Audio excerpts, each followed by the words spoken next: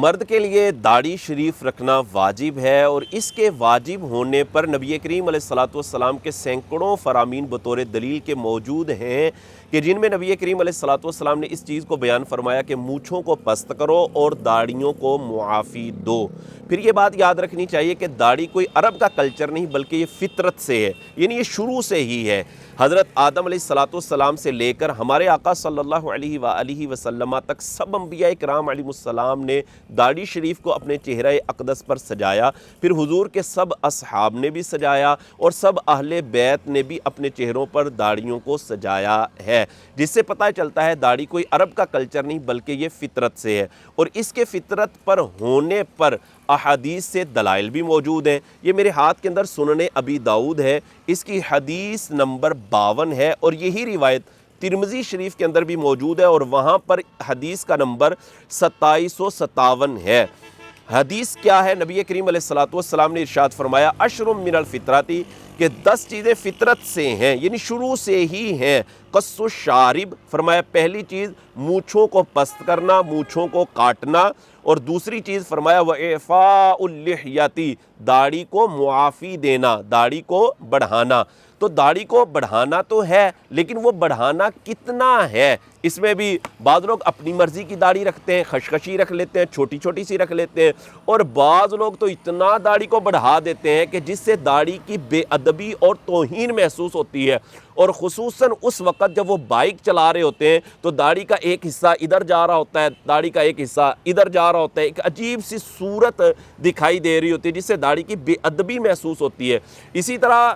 یہی لوگ جو داڑھیوں کو اتنا لمبا کر لیتے ہیں، نہ جانے وہ واش روم کیسے کرتے ہوں گے، اگر بہت زیادہ سنبھال کر بیٹھتے ہوں پھر تو شاید بچ جائے، ورنہ جو ہے وہ داڑھی ڈائریکٹ WC کو ہی جا کر لگتی ہوگی۔ تو داڑھی کی مقدار کتنی ہونی چاہیے؟ داڑھیوں کو بڑھانے کا حکم تو احادیث کے اندر موجود ہے، تو مقدار کتنی ہونی چاہیے یہ بھی ہمیں احادیث سے جاننے کی ضرورت ہے۔ کوشش یہ کرنی ہے کہ احادیث سے ہی پتہ چل جائے۔ جناب یہ میرے ہاتھ کے اندر بخاری شریف ہے، اس کی حدیث نمبر 5553 ہے، جس میں حضرت عبداللہ بن عمر کا عمل بیان کیا گیا ہے۔ روایت کے الفاظ کیا ہیں؟ فرمایا وَكَانَ ابن عمر اذا حج او اعتمر قبض على لحیتہ، کہ حضرت عبداللہ بن عمر رضی اللہ تعالیٰ جب حج فرماتے یا عمرہ فرمایا کرتے تھے، قبض على لحیتہ، اپنی داڑھی کو ایک مٹھی میں حضرت عبداللہ بن عمر پکڑتے، فما فضل اخذہ، اور جو ایک مٹھی سے زائد ہوتی عبداللہ بن عمر اس کو کاٹ دیا کرتے تھے۔ یہ بخاری شریف کے اندر حدیث موجود ہے، اور اسی طرح سنن ابی داؤد شریف کے اندر بھی یہ حدیث موجود ہے، اور یہاں پر حدیث کا نمبر ہے 2357۔ حضرت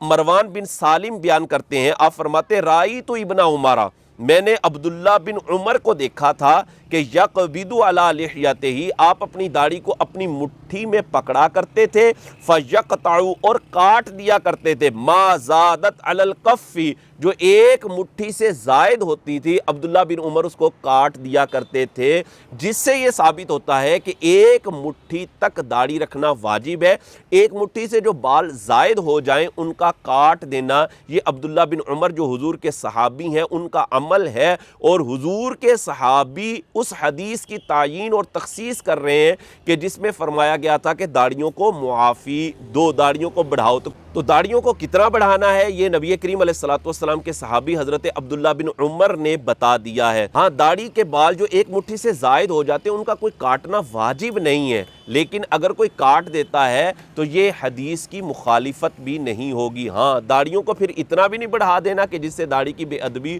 اور توہین محسوس ہو۔ اب اس ساری گفتگو سے یہ ثابت ہوتا ہے کہ داڑھی کو ایک مٹھی رکھنا واجب ہے، اور یہ فطرت سے ہے، سب انبیاء کی سنت ہے، اور حضور کے اصحاب اور اہل بیت کی بھی سنت ہے۔